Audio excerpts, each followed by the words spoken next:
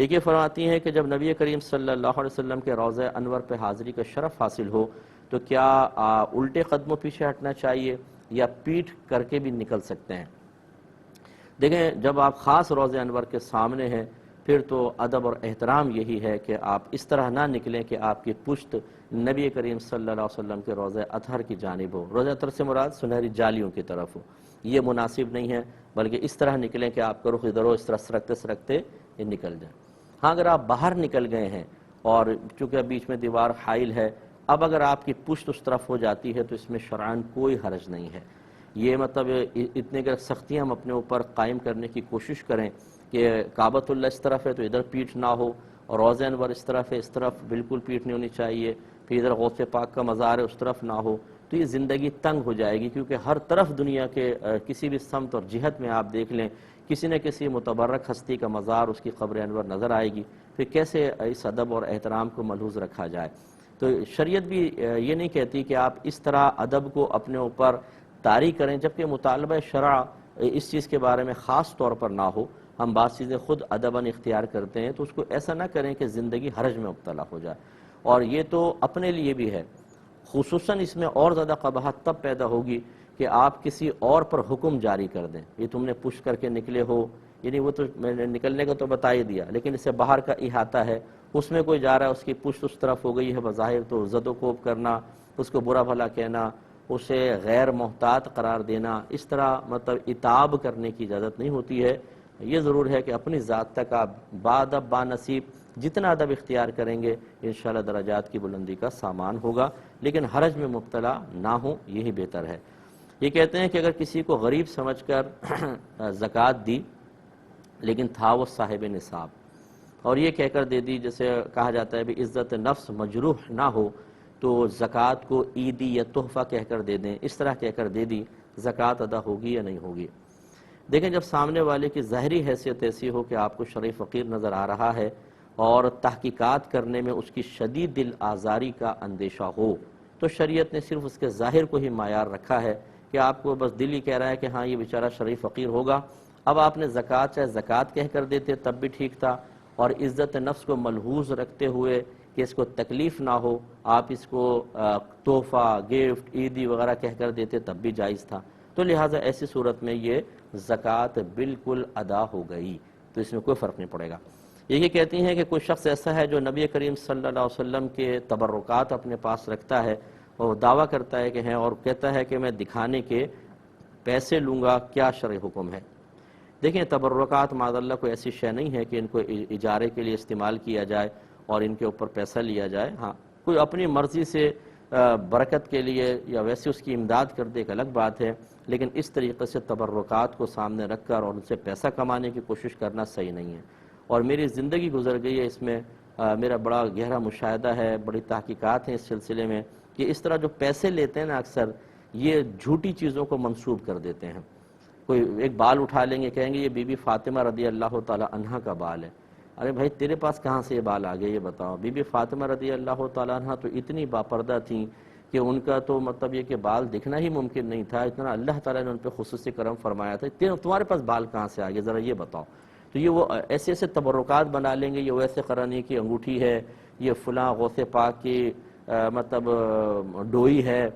اب عام آدمی کو تو پتہ ہی نہیں ہوتا، اور ان چیزوں کو لگا کر ایسے ایسے بال میں آپ کو تصور نہیں کر سکتے کہ کہیں کہ کسی بزرگ کی طرف منسوب کر کر کے اور لوگ وہ عقیدت میں محبت میں دیکھ رہے ہیں۔ یہ ہم جب سرکار صلی اللہ علیہ وسلم کے منہ مبارک کی طرف کوئی دعویٰ کرتا ہے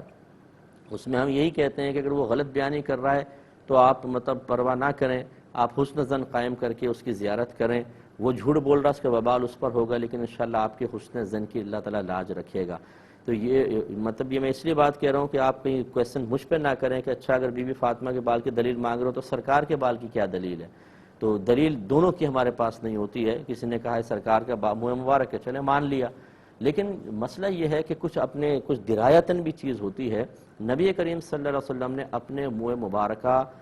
حلق کروانے کے بعد جب اپنا حلق کروایا، منہ مبارکہ باقاعدہ حضرت ابو طلحہ رضی اللہ تعالیٰ عنہ کو دینا ثابت ہو، اور فرمایا اس کو صحابہ میں تقسیم کر دو۔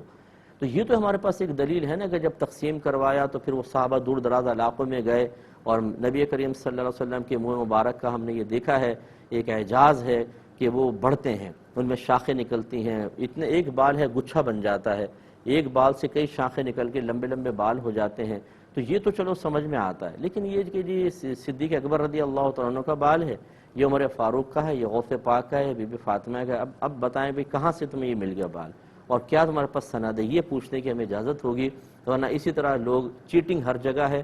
لوگ جھوٹ بول بول کر سب کام کر رہے ہیں، تو آپ خود سوچئے کہ اس مقام پہ جھوٹ بول کے دولت کمانے کے لیے کوئی فراڈ کر سکتا ہے کہ نہیں کر سکتا ہے؟ کہ بالکل کر سکتا ہے، تو اس لیے بے وقوف بننا مناسب نہیں ہے۔ ہاں سرکار کے مبارک کے بارے میں کہے تو ٹھیک ہے، ہاں دیگر تبرکات کے بارے میں بھی کہہ رہا ہے، میں یہ نہیں کہہ رہا ہوں کہ آپ اس کا رد ہی کریں گے، لیکن جب پیسے کی باری آ جائے نا کہ یہ پیسہ لے رہا ہے، تو پھر اس کا مطلب یہ تھوڑا سا خطرے کی گھنٹی ہے، اس پہ ذرا توجہ کر لیجئے گا۔ دیکھیے فرماتی ہیں ایک شخص نے نماز شروع کی، اس کی آستین اوپر چڑھی ہوئی تھی اور پائنچے فولڈ تھے، ایسے اس نے نماز شروع کر لی، کیا حکم شرع ہوگا؟ دیکھیں اس کا آستین کا تو مسئلہ یہ ہوتا ہے کہ نصف کلائی تک اگر ہے تو کوئی مسئلہ نہیں ہے، اگر فولڈ بھی کی ہوئی ہے تو اس کی رخصت دی گئی ہے، یعنی نصف کلائی تک کا آستین یہ کہا ہے کہ مرد کے لیے اجازت ہے۔ اچھا فولڈ کا مسئلہ بھی یہ ہے کہ ہم فقہا نے یہی لکھا ہے، بڑے بڑے محققین نے لکھا ہے کہ نبی کریم صلی اللہ علیہ وسلم نے الٹا کپڑا پہن کر نماز پڑھنے سے منع فرمایا، تو لہٰذا فولڈ کرنے میں چونکہ کپڑا الٹا ہو جاتا ہے، لہٰذا یہ اس طریقے سے اگر نماز پڑھی تو گویا کہ حدیث کی مخالفت لازم آئی، واجب تھا کہ حدیث کا کہنا مانے تو یہ ترک واجب لازم آیا، اور جب ترک واجب کے ساتھ نماز ادا کی جائے تو واجب العیادہ ہے تو پڑھنی ہوگی۔ اور یہ مسئلہ میں بارہا اسی طرح بتاتا رہا ہوں، لیکن یہ ضرور ہے اپنی ذاتی رائے بھی میں عرض کر دیتا ہوں کہ اس میں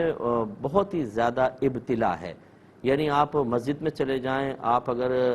50 آدمیوں کو پینٹ میں نماز پڑھتے ہوئے دیکھیں گے تو اس میں سے 30 35 40 نے فولڈ کی ہوگی، اتنا زیادہ اس میں ابتلا ہے۔ اور جب اس طرح کی کوئی چیز جس پہ براہ راست قرآن و حدیث میں ممانعت وارد نہ ہو، بلکہ فقہا قرآن و حدیث کے کسی حکم سے اندازہ کر کے اپنی ذاتی رائے سے اس جگہ بھی کوئی کسی جگہ حکم جاری کر دیں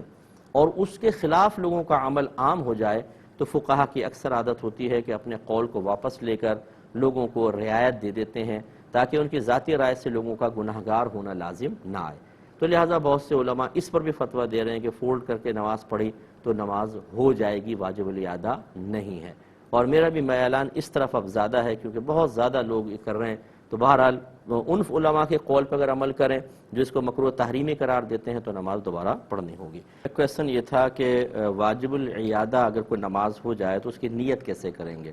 دیکھیں نیت دل کے پختہ ارادے کو کہتے ہیں، تو آپ دل میں نیت کر لیں کہ فلاں نماز جو ترک واجب کے ساتھ میری ادا ہوئی تھی میں اس کو دوبارہ ادا کر رہا ہوں، بس دل میں نیت کر لیں یا اس طرح زبان سے الفاظ ادا کر لیں جو میں نے ادا کی ہے۔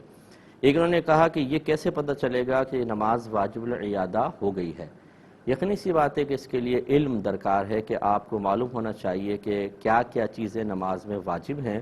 جب وہ ترک واجب ہوگا اور آپ کو پتہ چل جائے گا کہ میں نے واجب ترک کیا ہے، اور بعض صورتوں میں اس میں سجدہ سہو ہوتا ہے، بعض صورتوں میں سجدہ سہو نہیں ہوتا، جیسے فولڈ کر کے نماز پڑھ لی بھی جیسے بتایا، اب اس میں یہ تو نہیں ہے کہ آخر میں آپ سجدہ سہو کر لیں گے، یہ نماز تو واجب العیادہ ہے۔ تو اس طریقے سے، اور اسی طرح اگر کوئی ترک واجب ہوا کہ الحمد شریف پڑھنا بھول گئے اور نماز پوری پڑھ لی، سجدہ سہو نہیں کیا، سلام بھی پھیر دیا، باتیں کرنے لگے، بعد میں یاد آیا اوہو الحمد تو پڑھی نہیں تھی، تو پھر یہ آپ کو پتہ ہوگا کہ چونکہ الحمد پڑھنا واجب ہے، ترک واجب ہوا تو واجب الادا ہے۔ تو اس کا مطلب یہ ہوا کہ باقاعدہ اس کا علم سیکھنا ہوتا ہے کہ نماز میں کیا کیا چیزیں واجب ہیں، یا کن چیزوں کو اگر ہم ترک کریں گے یا کون سا عمل کریں گے تو مکروہ تحریمی کا ارتکاب ہو جائے گا۔ جب کوئی نماز مکروہ تحریمی کے ساتھ ادا ہو، جس کو ترک واجب بھی آپ کہہ سکتے ہیں، تو پھر اس نماز کو دوبارہ ادا کرنا ہوتا ہے۔